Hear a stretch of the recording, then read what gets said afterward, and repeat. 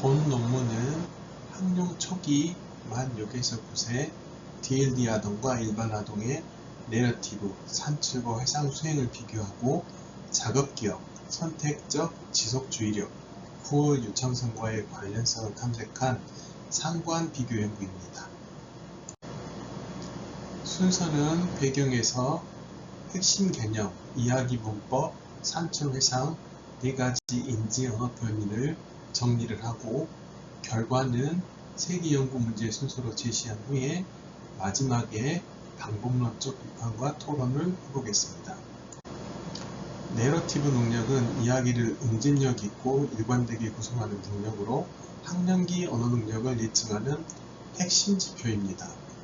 내러티브 거시 구조는 이야기의 구조적 완성도, 구성 요소를 나누어 분석하는 방식을 이야기 문법이라고 합니다. 내러티브 거시 구조는 이야기 문법으로 평가를 합니다. 내러티브가 임상적으로 중요한 이유는 언어 능력의 복합적, 생태적 평가가 가능하고 DLD 아동의 언어 사용 특성을 민감하게 포착할 수 있으며 화용, 정서, 사회적 상호작용과 순환적으로 연결되어 있기 때문입니다. 본 연구는 고양이 이야기에서 배경, 계기사건, 목적, 시도, 결과, 내적 반응 6요소를 채점해서 총 20점으로 산출을 했습니다. 내러티브는 단순 어휘, 음정검사가 아닌 언어를 실제 단어로 통합하는 능력을 보여줘 임상평가에서 가치가 높습니다. 내러티브는 산출과 회상 두 방식으로 평가가 됩니다. 산출은 그림 자국을 보고 스스로 이야기를 구성하고 생성하는 것을 말하며 외부 모델 없이 자기 주도적으로 이야기를 하게 됩니다. 따라서 인지 언어적 부담이 상대적으로 크게 되고 회상은 들은 모델 이야기를 다시 말하는 것입니다. 모델 이야기가 비계로 작용해 수행이 더 높게 나타나는 경향이 있습니다. 선행 연구에서는 회상이 산출보다 수행력이 더 높다고 알려져 있습니다. DLD 아동은 이야기 문법 요소가 적고 사건의 논리적 배열에 어려움을 보이며 이런 결함이 화용이나 정서, 사회적 어려움으로 순환됩니다. 본 연구의 핵심 질문은 이 두 조건에서 어떤 인지 언어 자원에 작동하는가입니다. 내러티브와 관련된 4가지 인지 언어 변인에 대해서 알아보겠습니다. 먼저 언어 능력은 초기 언어 어휘력은 학령기 내러티브를 유의하게 예측한다고 알려져 있습니다. 특히 작업기억은 일화적 완충기가 이야기 요소를 기억, 시간 순으로 조작하는 데 필수적인데 메들레이의 일화적 완충기를 중심으로 언어적 청각적 단어 목록 회상과 비언어적 시각적 매트릭스로 양식을 나누어 본 점이 이 연구의 강점입니다. 선택적 지속주의력은 맥락에 맞는 언어 정보 처리의 토대로 DLD에서 더 낫다는 보고가 있고 구어 유창성은 의미 음소로 심성 어휘집 인출과 집행 기능을 담당하며 내러티브와 자원을 공유할 가능성이 있습니다. 선택적 지속주의력과 구어 유창성은 내러티브와의 관계가 국내에 일반적으로 덜 검증되어 있어 탐색적으로 포함이 되었습니다. 선행 연구에서 두 집단이 내러티브에서 서로 다른 인지 자원을 동원할 가능성이 제기됐고 주의력 유창성과의 관계는 근거가 부족했습니다. 본 연구에서는 작업 기억을 양식별로 나눠 집단별로 어떤 자원이 성공적 내러티브와 연결이 되는지를 보므로 강점 기반 존재의 근거를 만들고자 하였습니다.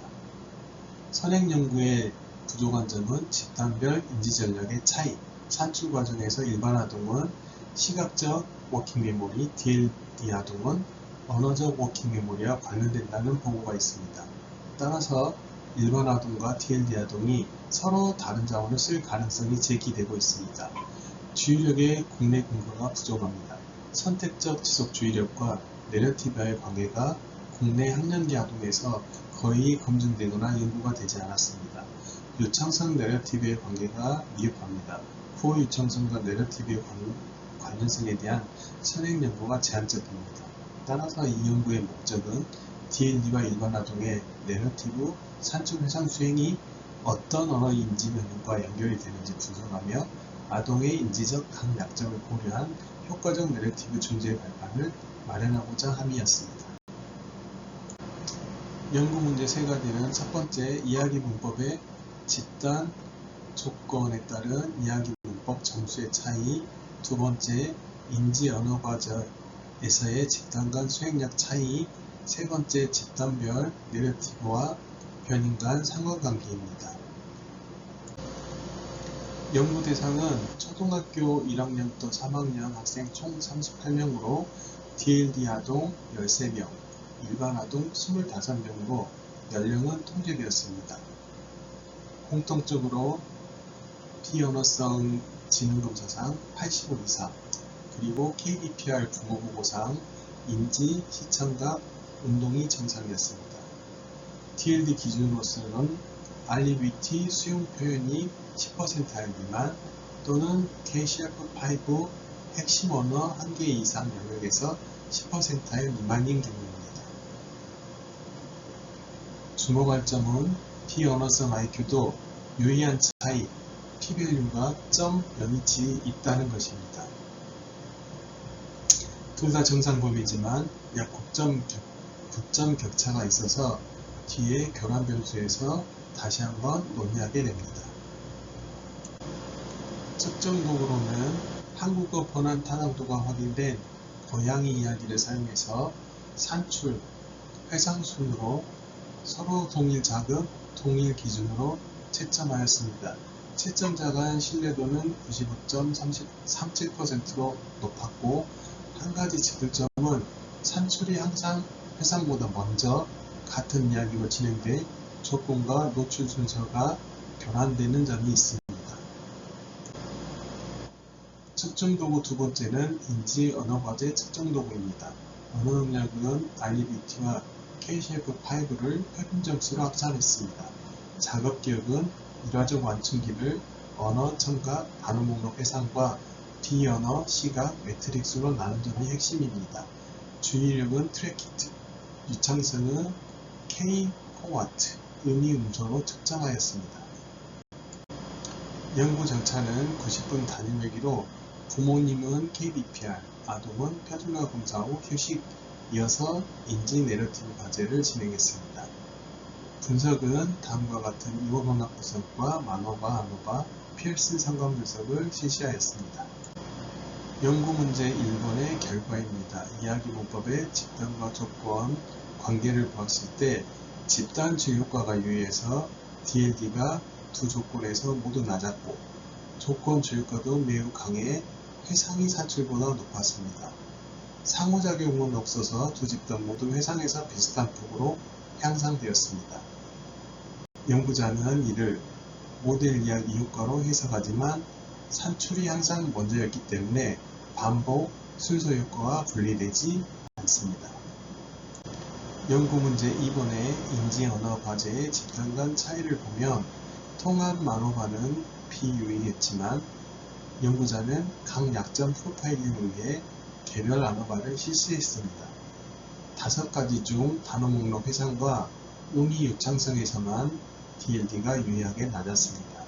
각각 언어적 작업 기억과 어휘 인출의 취약성은 시사한다고 하겠습니다. 매트릭스, 트래키트, 음소 유창성은 차이가 없었습니다. 연구 문제 3번의 내러티브 점수와 변인 간 상관을 보면 유의한 상관은 모두 회상 조건에서만 나왔습니다. DLD 아동은 시각적 작업 기억, 매트릭스와 일반 아동은 언어 능력 및 언어적 작업 기억, 단어 목록 회상과 회상 수행이 연결됐습니다. 두 집단이 서로 다른 인지 자원을 동원할 가능성이 희석됩니다. 다만 n수가 13에서 r값이 0.639는 신뢰 구간이 매우 넓다는 점을 유의해야 합니다. 주요 결과를 해석해 보겠습니다. DLD 아동의 전반적인 초조는 어휘나 통사, 작업 기억의 복합적인 결과입니다. 두 집단 모두 회상에서 향상돼 모델 이야기의 비교 가치가 10에 치사됩니다. 작업 기억은 양식별로 집단마다 다 다르게 관여했고 주의력, 음소 일정성이 묻혀 있는 과제 특성으로 설명할 수 있습니다. 인상적 시사점입니다.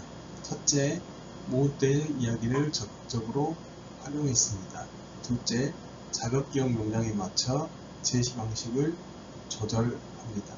셋째, DLD의 시각적 강점을 살린 그래픽 조직자 어휘카드.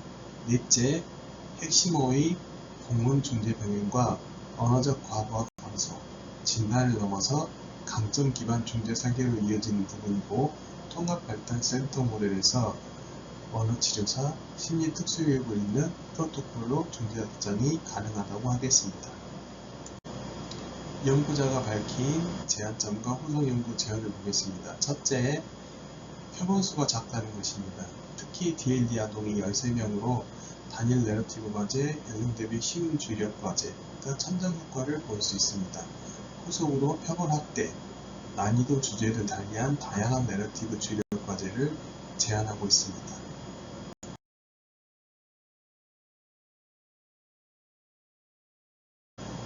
결론입니다. 관계는 과제 요구가 핵심이며 산출이나 회상에 따라 달라진다는 점입니다. 둘째, 작업 기억이 중심이 돼서 집단별 양식이 다르다는 점입니다. 셋째, 모델 이야기, 시각적 기계, 언어 병행이 실천적 중재 방향입니다. 단, 표본수가 작고 결함 변수로 인해 확정적인 결론보다는 가설적, 생산적 연구로 보는 것이 타당하다고 하겠습니다.